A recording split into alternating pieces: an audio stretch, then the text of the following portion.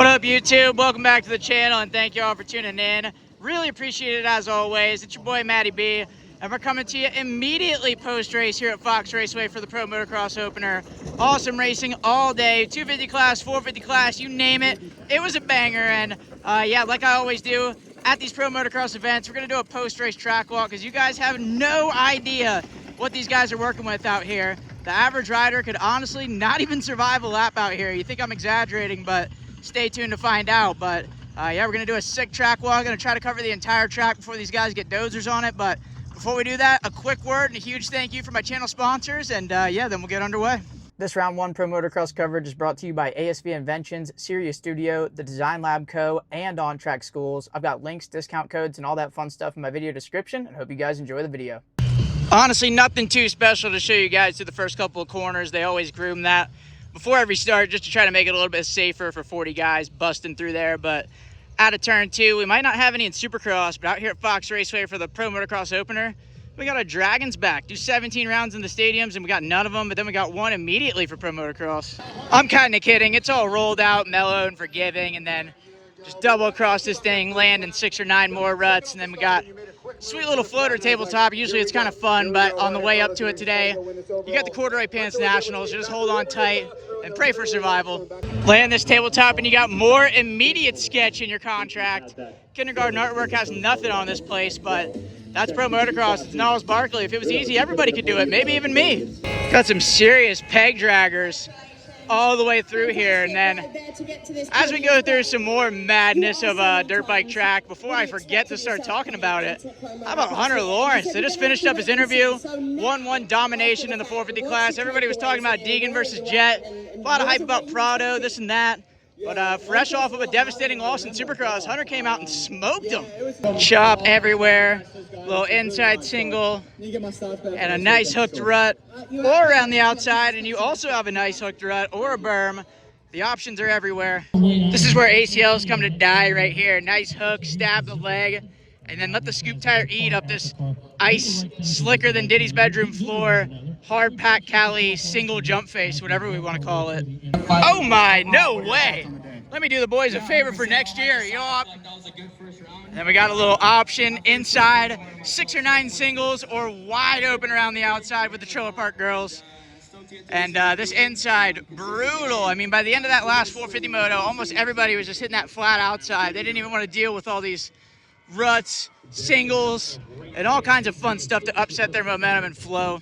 Oh yeah, this inside option was shot right out. It's about to make me trip and blow my knee back out, but this is brutal. No wonder the boys were heading out here, finding a little fluff between some potholes and letting it eat up through there. There on Father's Day, gonna head out east. Shoo. Got this Camelback triple. You guys probably didn't even notice, but they were jumping over this Kawasaki Mule all day. That's how easy these guys make it look. Had a couple people channel their inner K-dub off this triple, which, ironically enough, the legend was actually doing some announcing in the booth today here at the venue on the PA. It was pretty sick to hear that dude giving his thoughts on the race while it was going on. But more ruts, honestly, you could just copy and paste that around the rest of the track. There's more lines in the college frat house through here. I know I say that all the time, but damn it, it just applies so often. Inside single or ride the rail.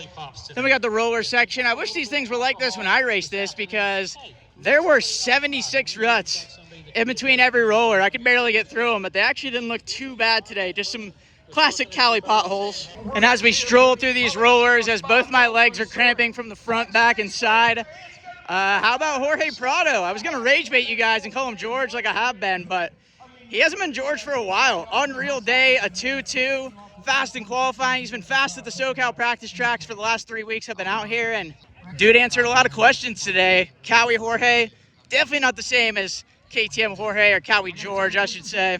We got guys just sprinting out here to steal the little white steak. Like, you're really gonna feel better about yourself if that thing's in your man cave? Kind of feel bad for you guys. And as we head up this hill where there's more of the R word, I'm not even gonna say it, but I believe it's a 3rd overall for Jett Lawrence. I'm pretty sure that's just what they interviewed him for. I don't have the results in front of me, but definitely not quite the Jett that we're used to seeing. The first practice, he did have a lot of his fast lap attempts screwed up by slower riders, but he was slower than my guy HVAC Rodbell. I think he was like 15th in the first session, third or fourth in the second one, and we're used to seeing him lights out, blazing fast, top qualifier like every time. Got banner thieves galore, but I was just listening to Jett's interview right before I started this video, and he's talking about how he got some arm pump in the first moto, which he doesn't usually get, and then he also commented on how this track wasn't exactly ideal for his ankle situation, so clearly it's still not quite 100%, but he's still making it work. Banner thieves, way to go. What's up with you guys? Well, this looks like a real delight. Saw Hunter and the boys hopping through this. They were hitting this on the gas. Like, are you guys kidding me? Whenever I raced this national, I had so much more gas left than I did brake pads at the end of my motos. I mean, this place is just a wasteland of, I don't even know what to call it anymore. And then we got this hill climb, which I'm only gonna walk to the bottom of while I'm talking to you guys, because I'm gonna be out of breath at the national big time. But yeah, this thing's always fun. You got jagged rocks, ruts, edges, edgier than some of my jokes, you name it, it's probably on this hill. Not quite as gnarly sparkly as the MX Simulator version, but yeah, it doesn't look like a great time if I may say so myself. Security just pulled up heavy for the Banner Bandits. Let's see some convictions. I'm just kidding, it ain't that serious, but this hill is so much gnarlier than even a real camera could show you. I tried to do my best to get some cool shots of it, but it's insane. This guy just blasted through security and he's ripping the track. No, we're not making it, dog. Oh! No way, now he just launched down. Security's trying to tackle him off the bike. We're on the scene. I thought this was a track walk, not cops. Now, this might be the most mental section on the course. I remember stomping on my brakes so hard coming down this thing.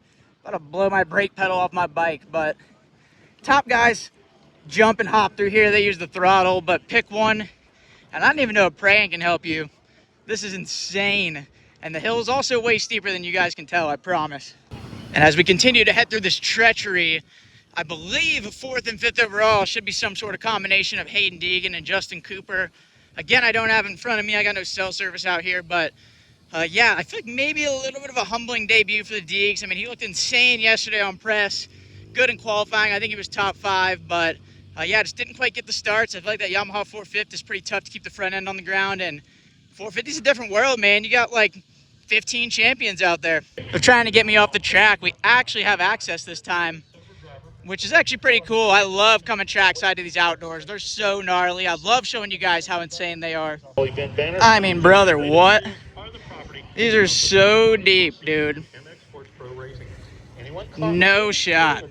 But yeah, you guys know how the Deegs rolls. He came in here trash talking and kind of acting like it wouldn't be a surprise if he got smoked all at the same time. So I'm sure he's just rolling with the punches. We'll get there when it's time, and it's just round 1. We got an 11-round epic summer coming at us as I'm about to trip again. If you guys were wondering what Indonesia looks like, look no further. Should be in the dictionary. Dude, this is such a death-defying national, and I mean, we're in SoCal too. I know they brought in some different dirt, but these ruts don't exactly have any give. You cross rut, going to a bad spot. Got 17 lines that all lead into 1 and 2, 1 or 2 right here. I'm starting to fumble my words a little bit. It's been a long day. Hadn't been that hot, luckily, or else I'd probably need a damn IV and a hospital stay. Got rocks lodged in the ruts, right on the outside of the ruts, and up the face of this single. Paladilla, Paula Akbar, if you hit one of those. I can't believe I just dropped that in the video, no choice. But last guy in the top 5 for the 450 class, J Coop. Killer first moto, P3, beat a bunch of the big dogs. Totally ignored all that talk about the big 6 and this and that. But J Coop kind of did what J Coop does. He puts in insane results that are just right under the radar. Not quite a win, but he'll squeak it in on the podium and pretty much always in the top 5. I have heard get off the track 100 times, no exaggeration. These guys are just running it up. But then we got a little U-turn. Pretty one line through here, just one jacked up rut. Send the biggest jump on the track and do not OJ Simpson it, because if you land in that, there's your wrists, ankles, knees, toes, and everything in between. But as we head into another rutted section that would make the average rider go back to their pickup truck and cry. How about the 250 class? Kitchen came out hot in the first moto, was faster than qualifying, pretty much dominated the whole day, but faltered at the beginning of that second moto, crashed at the beginning, I think lap 1, and maybe got ran into, had all sorts of issues, and that pretty much screwed his chances right there. I'd like to sincerely thank the boys at Fox Raceway for not prepping the track yet so I can show you guys all this stuff, because even the riding videos, I just don't think it quite shows you everything compared to whenever I come out here and just walk it. It's so ridiculous. Even the outside isn't much more fun, but My guy Seth Hamaker had fun today. Unreal. The dude just skips the third and second spots on the podium and goes straight for the win. Could not be more pumped for my guy. I ride or die for my riders very hard, and Seth's one of them. He's got to be like the best dude in moto. He did some training with us back in the day at South of the Border, and just such a great dude. Deserves every bit of success he's gotten, even after the crushing Supercross title loss and even a bit of a ass beating from Cole Davies this year. That was an awesome way to bounce back.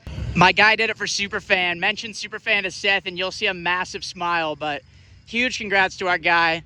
We got this rut that goes all the way down to China, maybe even past, and leads all the way to the next county. And then we got another Indonesia spec with a little kicker right there. Or you can go outside. They had these walls all piled up to where I could barely even get clips because they were so tall.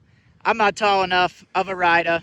And wow, I just finally got the overall results to load, and I'm shook. I thought Dudney was on the podium, but the dude got second. Pop, step up, try not to go to Indonesia, and then, I mean, even if you don't, something bad will probably happen through here if you got similar talent levels to mine, but it's actually just beyond ridiculous how easy these guys make it look, because I swear I had challenges making laps around a lot of these tracks. They are so beyond mental. But unreal ride for Dudney. I was expecting a lot out of him, but a second at the opener, that's insane. And I think he did it with some pretty crazy moto scores. I already forgot what they were, but yeah, this is a kid at like 14 years old. He set the all-time Rd1's track record for fastest lap time in the B class, so he's something really special. Supercross might not have gone how he wanted it to, but the great outdoors is his jam. You guys better buckle up because we might have the summer of Caden Dudney coming upon us. I almost forgot in the 450 class, I got to mention that we got to pour one out for Eli Tomac. I'm so bummed. Another big crash, third time in like a month and a half, maybe two. Definitely not good, not what we want to see. And get well soon, ET, a contender out of this thing immediately. Inside single through the bomb holes or around the outside. Threw a little chattery chop. None of it's a great time. Man, I raced the wrong year of the Paula National because I hate to be a back in my day kind of guy, but when I raced it, there was insane ruts on every jump face. I think they had just built a bunch of new jumps, so peg draggers were kind of going to be on our contract, but this ain't too bad. A little bit of chop, you could even scrub through there. But then rounding out the 250 podium, we had Cole Davies, third overall. Crazy, massive fight for the podium. There was all kinds of guys close in points, but Davies got it done, and yeah, a lot of people have obviously been talking about and thinking about how he's just a Supercross-only guy, but I had a feeling he was going to have a dog in him outdoors. I mean, he did.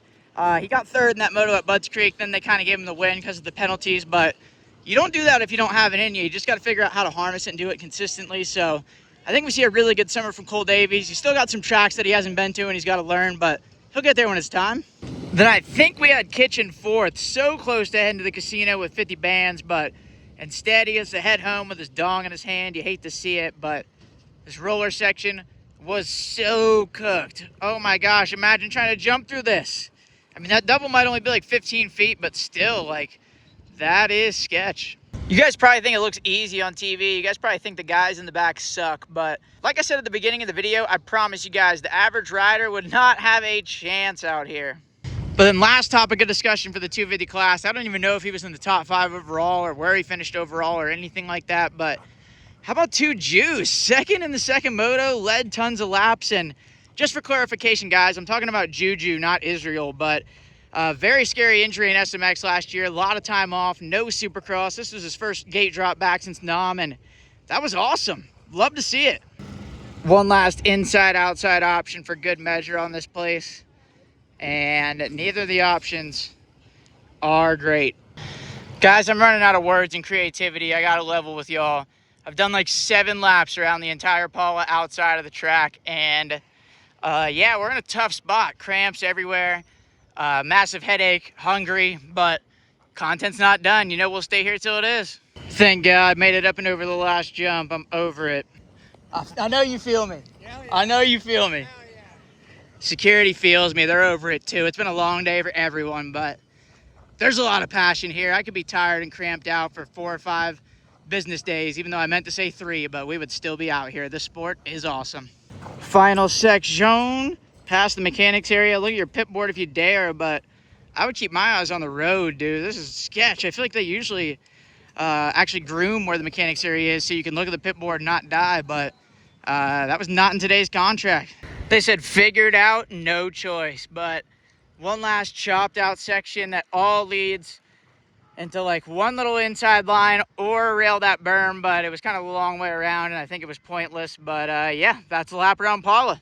Really hope you guys enjoyed that a little bit more than I did, because my legs are not super fond of me right now. But all that aside, I really do enjoy showing you guys these track conditions. One of my biggest passions in moto is to show you guys how hard and gnarly it is, because you guys just have no idea. TV doesn't show it. The average rider has no clue. And I feel like every single guy on this gate deserves more respect, even the guys that do have a lot of respect. But yeah, great day of racing on an insane track, and I hope you guys enjoyed the little virtual. Actually, it wasn't virtual. We did a track walk in real life.